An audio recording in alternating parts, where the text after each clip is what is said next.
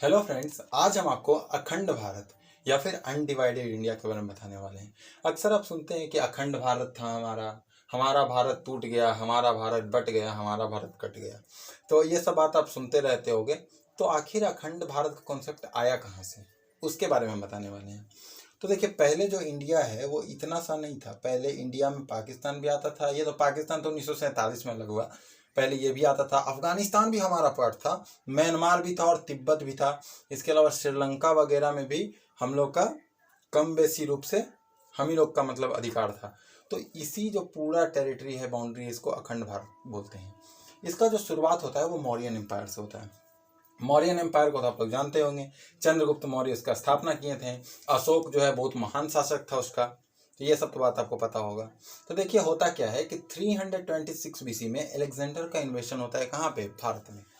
अब एलेक्जेंडर जो है यहाँ से उठ करके आता है इधर, सीरिया, इराक, ईरान जो भी था वो सब जीतते हुए आता है और यहाँ तक भारत का नॉर्थ वेस्टर्न पार्ट तक पहुँच जाता है।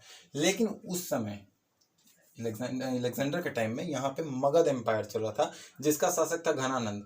ऐसे घनानंद 2 कौड़ी का शासक था, मैंने उसमें उतना ताकत नहीं था, लेकिन मगध एम्पायर का नाम चलता था, ब्रांड था, ब्रांड। तो उससे मतलब थोड़ा डर वर गया कि क्या हुआ। सिकंदर जो है, जिसको अलेक्जेंडर बोलते हैं, वो लौट गया वापस। लौटते हुए जो है इराक में उसका डेथ हो गया। अब यहाँ देखिए, अफगानिस्तान पाकिस्तान को तो जीत चुका था सिकंदर।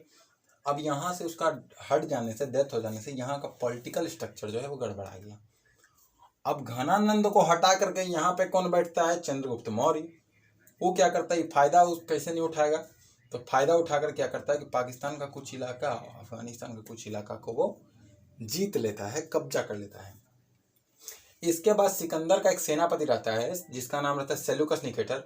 अब वो सोचता है चले अब हम भी थोड़ा सा विश्व विजय का यात्रा पे अपना सिकंदर का जो है ना, अलेक्जेंडर का सपना को पूरा करेंगे। वो आता है, चंद्रगुप्त मौर्य देखता है आ रहा, देता है 1 लाख, चल जाता है फिर से वो अपना यूनान में। लेकिन अब जो इससे हारा सेल्यूकस निकेटर, तो क्या करता है कि गिफ्ट में चंद्रगुप्त मौर्य को कांधार जो पाकिस्तान का बहुत बड़ा इलाका है और काबुल जो अफगानिस्तान का बहुत बड़ा इलाका है, वो उसको गिफ्ट में दे देता है। और बदला में चंद्रगुप्त मौर्य जो है उसका बेटी से शादी करता है और वैवाहिक संबंध बनाता है। तो इस तरह से भारत में जो है पाकिस्तान और अफगानिस्तान दोनों मिल जाता है। तिब्बत जो है, म्यांमार जो है, श्रीलंका जो है, सदर्न इंडिया जो है, ये सब चंद्रगुप्त मौर्य के बाद एक शासक आता है बिंदुसार, और उसके बाद आते हैं अशोक। तो अशोक क्या करते हैं कि अशोक धर्म नीति से ये सबको, मतलब कि धर्म नीति के माध्यम से, धर्म प्रचार के माध्यम से ये सबको अपने देश में मिला लेते हैं। और ये मौर्यन एम्पायर के टाइम में इंडिया का इतना बड़ा जो टेरिटरी रहता है, इसी टेरिटरी को अखंड भारत या अनडिवाइडेड इंडिया कहा जाता है, जिसको बार बार आप जो है ना बड़े बड़े मतलब देश प्रेमियों से, पैट्रियोट से आप मुंह से सुनते रहते होंगे।